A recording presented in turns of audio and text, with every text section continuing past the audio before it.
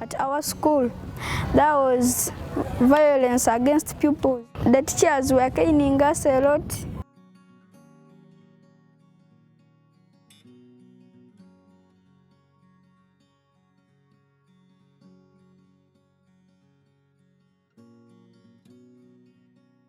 People didn't know how to report cases of violence against children before the project. One of the activities was to put in place child protection committees so that our children are not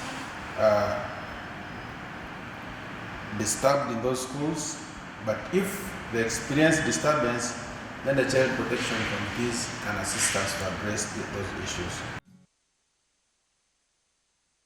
Here at our school, we are performing well because the punishments or the challenges were taken away. Now we are performing well. I remember when I was given those challenges, I was like detained as my position. But now at this time, I'm now the second. I'm in the top 4. I can't go further from that. In math, I was getting 40, 50, but this time I'm getting 80, 70 because last time I got 86, and I am seeing that I'm making improvement because this time I'm not fearing. I am okay. I am confident. I'm confidential, which means that if it continues like this, we are going to do first grades.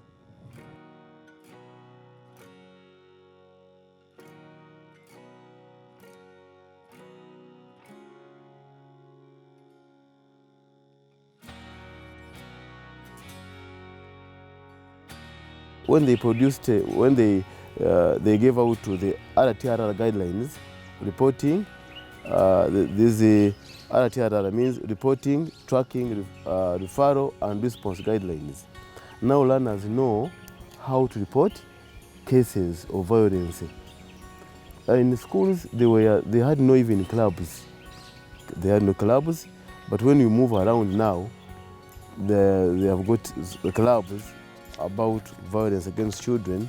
For instance, every school have got, for instance, violence-free club, debating club, patriotism club, there is spiritual nature club, child rights clubs, and to mention but a few. There are some clubs which were created to make sure that violence is out of schools. When World Division came, we formed clubs like Parliamentary Club, UKU, and others, and they are helping us. It helps me because when I see something bad, we just talk about it in the parliament, and after talking about it, the patron takes it to the staff, and after that, you find that that problem is fulfilled. Like I'm trying to be a speaker, but when I continue like this one, it may lead to be a speaker of tomorrow. Quite a lot has been done with teachers, with communities, and the learners themselves in terms of supporting, preventing cases of violence from happening, but also taking deliberate efforts to report cases that happen in schools. Those that have been reported, we've taken collective action to ensure that these cases are attended to.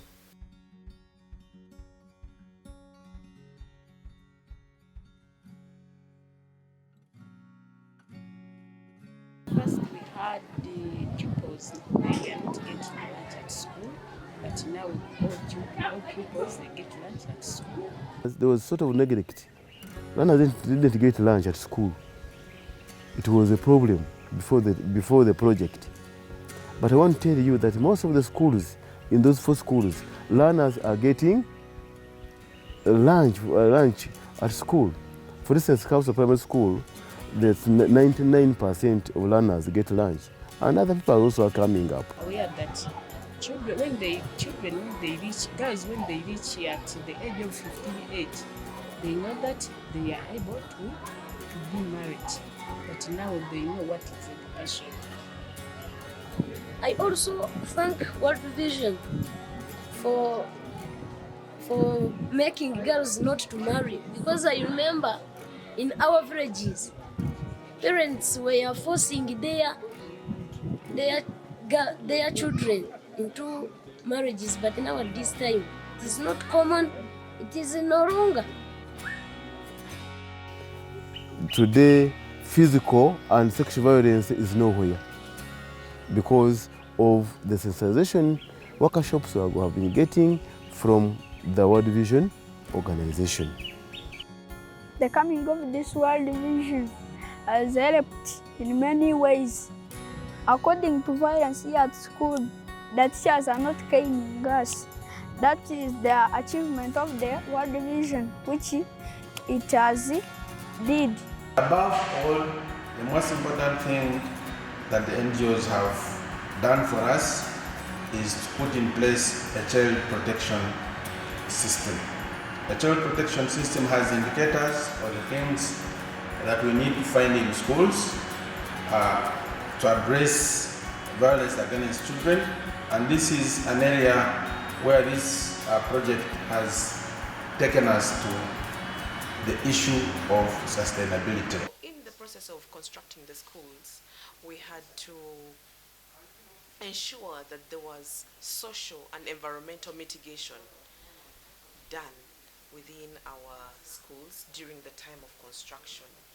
So in this regard, the GPE program that was managed by the World Bank was allocated $100 million for social and environmental risk management. And in this regard, we were able to look at mitigating issues of violence against children in schools, especially sexual-based violence, because we all well know that during construction there is a labor influx within our schools and the communities where we live.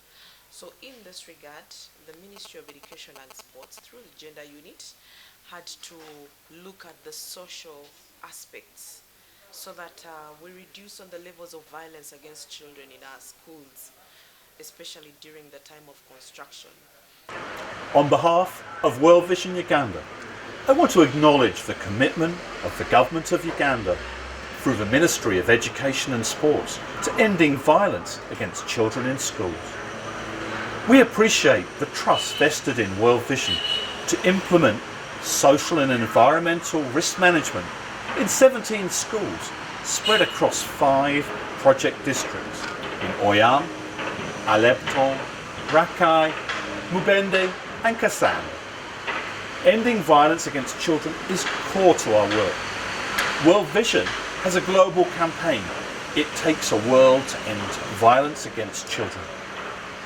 But here in Uganda focuses on tackling violence against children in schools, ending child marriage and stopping child sacrifice. We are encouraged by the progress made by UTSEP, as illustrated by the testimonies shared by beneficiaries and partners, although we recognise that there is still more to be done to protect children from abuse, neglect, exploitation and other forms of violence. It is our profound hope that together we will strive to build robust support systems that contribute to the sustained well-being of all children in Uganda. We believe every child deserves to be protected from violence, live a full life and have the chance to become who God created them to be.